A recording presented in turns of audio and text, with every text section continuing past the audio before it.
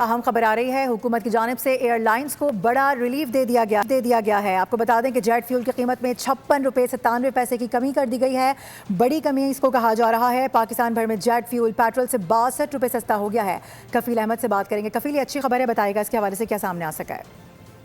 हुकूमत की से एयरलाइंस को बड़ा रिलीफ जो है वो मिल गया है। अगर हम बात कर लें तो इस वक्त जो है वो जो कीमत है उसमें 56 रुपये 97 पैसे की कमी रिकॉर्ड की गई है, जिसके बाद जो कीमत है जेट फ्यूल की वो नई कीमत 238 रुपये 87 पैसे फी लीटर जो है वो हो गई है। मैं आपको बताऊं कि अब तक मजमूई तौर पर जो कमी की गई है 278 रुपये 13 पैसे कमी बनती है, जो कि अब तक मजमूई तौर पर की गई। जबकि जो जंग रुकने के बाद अगर हम बात कर लें जो कीमत बढ़ गई थी वो तकरीबन 517 रुपये तक जो है वो पहुंच गई थी।